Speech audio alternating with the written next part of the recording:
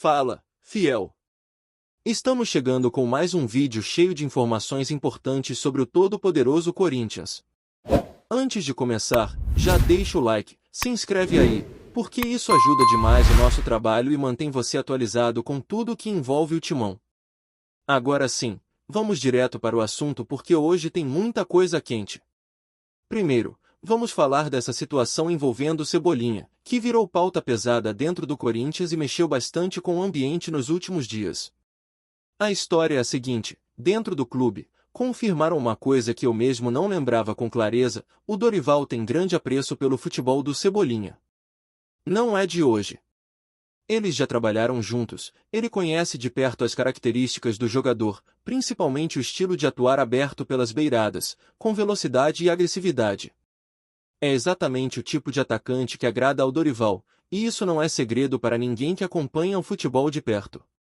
Quando se fala em escolher entre Cebolinha, Michael e Talisca, muita gente cria expectativa, mas o que eu posso dizer é que, internamente, quem tem preferência do Dorival entre Cebolinha e Michael é o Cebolinha. Sobre Talisca, eu não perguntei diretamente, então seria leviano falar qualquer coisa. Mas, entre os dois nomes brasileiros que estão no radar, Cebolinha é quem mais agrada ao treinador. Isso não quer dizer que exista negociação avançada, longe disso. A questão é que, dentro do clube, confirmaram que se fosse apenas escolha técnica, o Dorival não pensaria duas vezes. Agora, qual foi a esperança que surgiu no CT Joaquim Grava?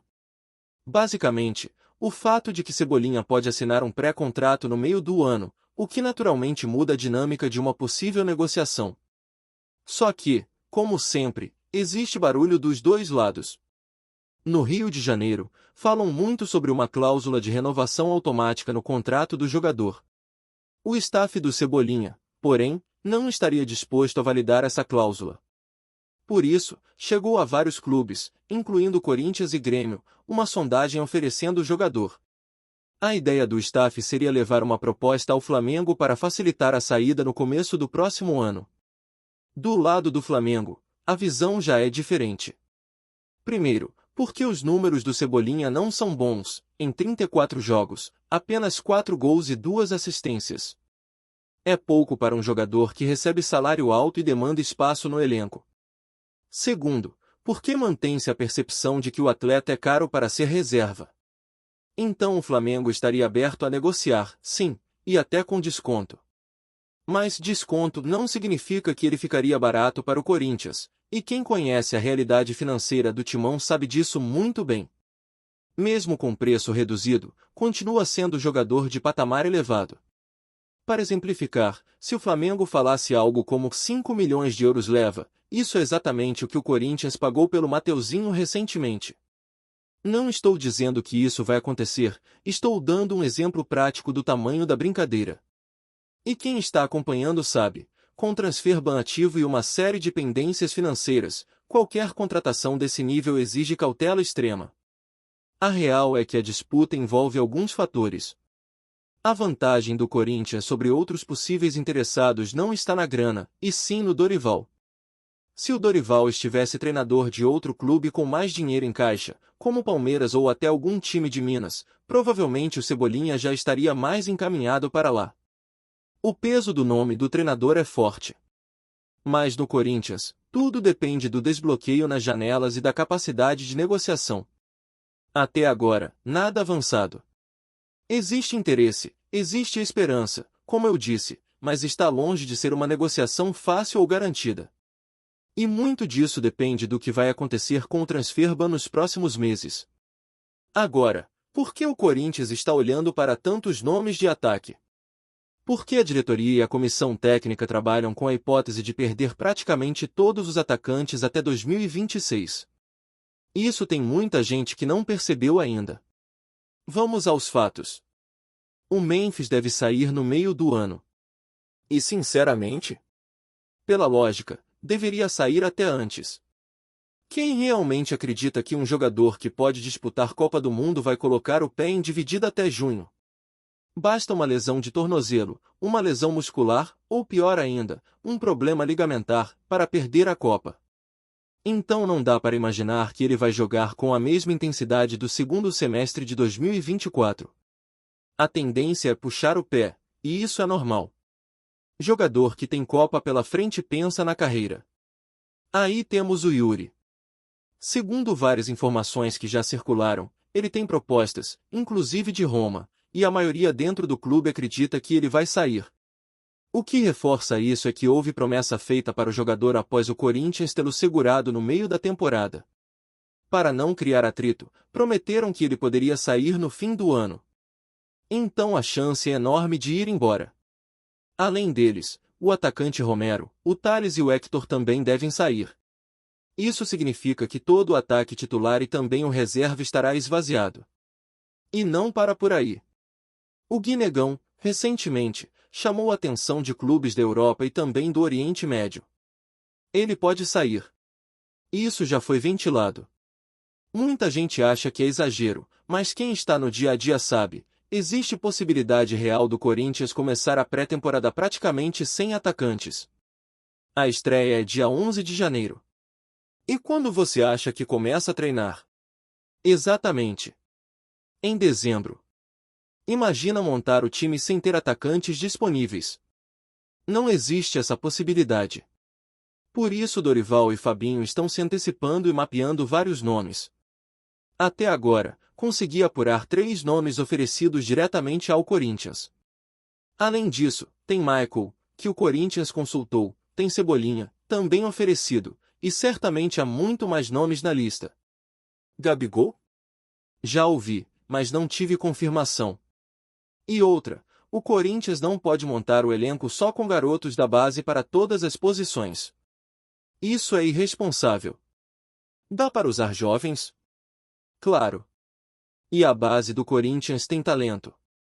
Mas imaginar um ataque só com Guinegão e Kaique em competições como Brasileirão, Copa do Brasil, Sul-Americana e até Campeonato Paulista é pedir para brigar contra rebaixamento. Não funciona. Precisa de equilíbrio. Eu venho falando há tempos, o time precisa fazer apostas, sim, precisa buscar novos Paulinhos, novos Ralphs, novos Castans. Mas junto disso precisa contratar 2 ou 3 jogadores de impacto, que chegam para vestir a camisa e serem titulares. É uma questão de equilíbrio.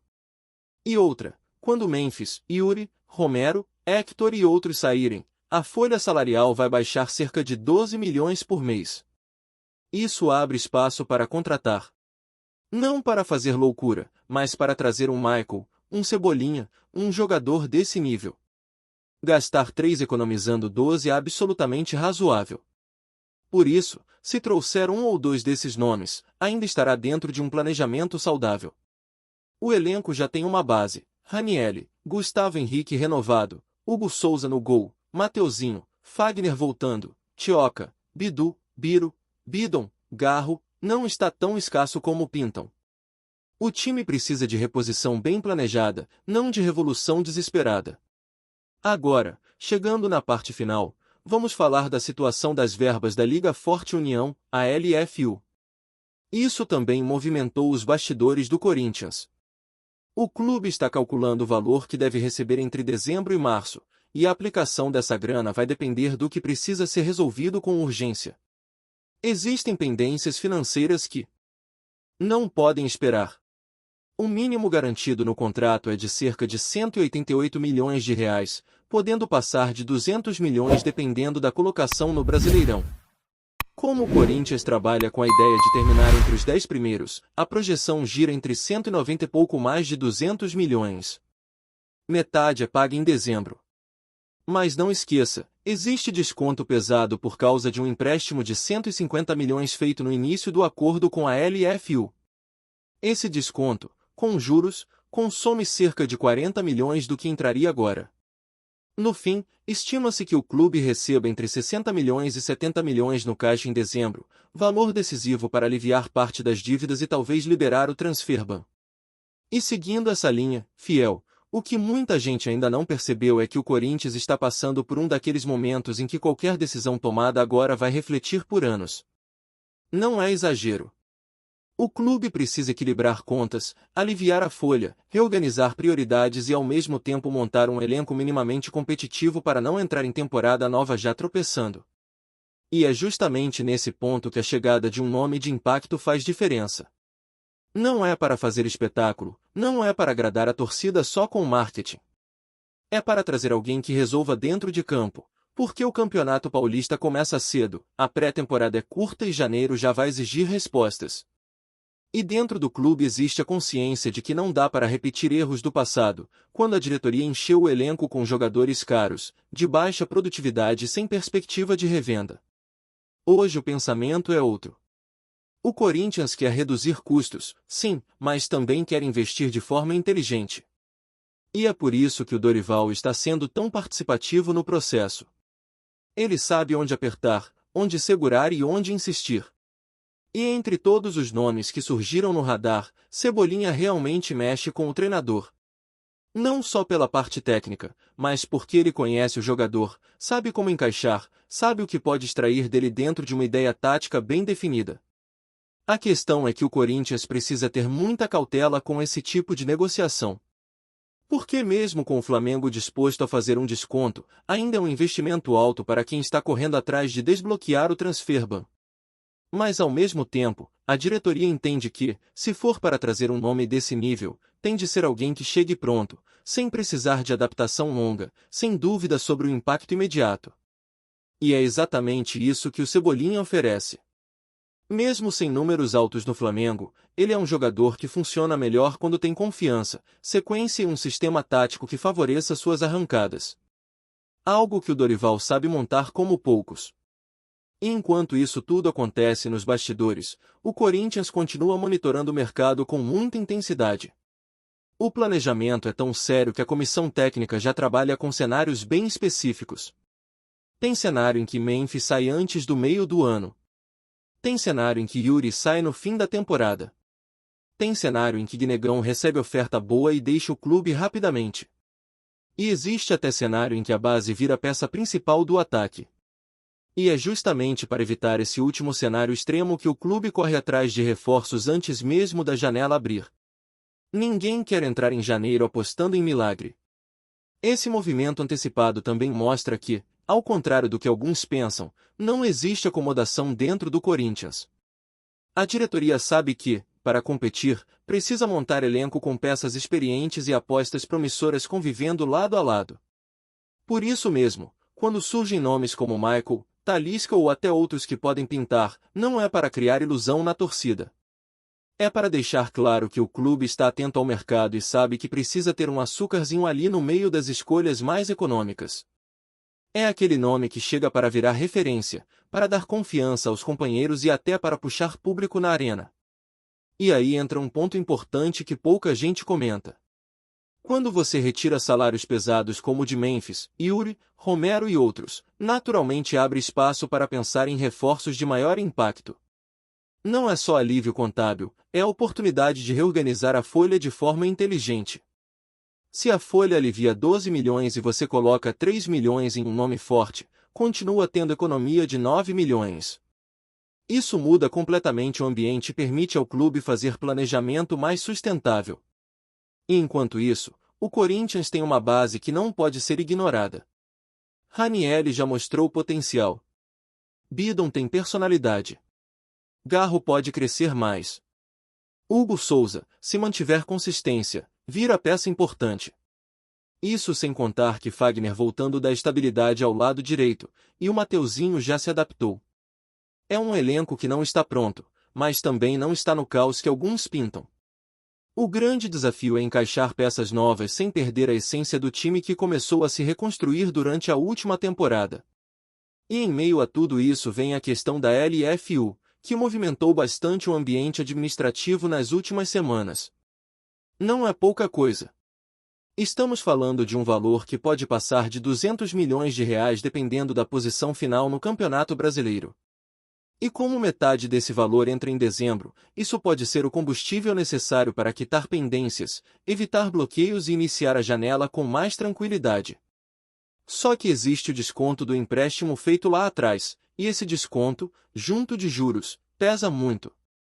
algo em torno de 40 milhões que entram e já saem na mesma hora. Por isso a diretoria tem calculado cada passo. Eles sabem que não dá para prometer mundos e fundos sem antes entender quanto realmente sobrará no caixa. E o clube trabalha com uma projeção realista, não com um sonho. A expectativa está entre 60 e 70 milhões entrando nos cofres agora em dezembro. Isso é suficiente para pagar incêndios imediatos e talvez até acelerar o processo de liberação do transfer ban. Mas não significa que o clube poderá sair contratando sem pensar. A palavra-chave nos bastidores é responsabilidade. Antes de prosseguirmos, te pedimos que deixe seu like e já se inscreva no canal para não perder nenhuma novidade exclusiva do Corinthians. Continuando. O mundo do futebol brasileiro amanheceu em clima de tensão e especulação após declarações surpreendentes da própria CBF, que admitiu um erro gravíssimo cometido em uma partida envolvendo o Corinthians. Fontes internas da confederação indicam que a situação pode ter consequências ainda maiores do que se imaginava, e há rumores de que o jogo, que já entrou para a história pelos lances polêmicos, pode até ser anulado. A informação, que corre em corredores da entidade, gerou um verdadeiro burburinho nos bastidores, com dirigentes, ex-jogadores e comentaristas se dividindo entre choque e incredulidade. Segundo pessoas próximas à diretoria da CBF, o erro não foi meramente administrativo ou de interpretação de regras, mas sim algo que impactou diretamente o andamento da partida e, possivelmente, o resultado final. Detalhes sobre o ocorrido ainda não foram divulgados oficialmente, mas há quem sugira que pode envolver um lance de arbitragem decisivo, que favoreceu ou prejudicou a equipe corintiana de forma determinante.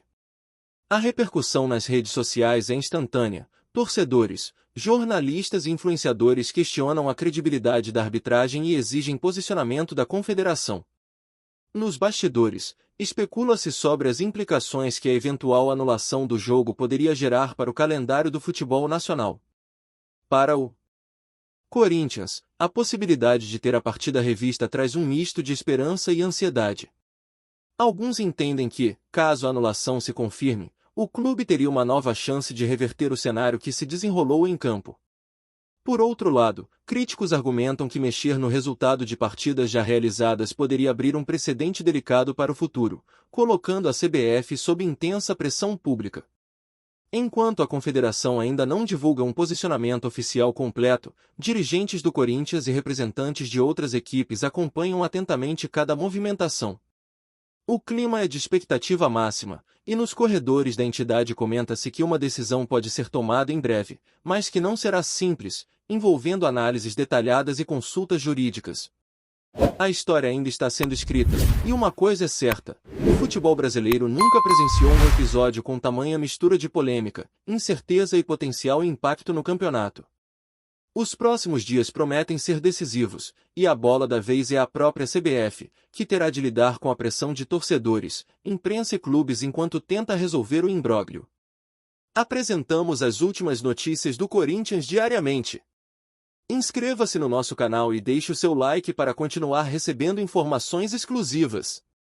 Não se esqueça de compartilhar a sua opinião sobre essa notícia nos comentários, pois sua participação é crucial para o Corinthians.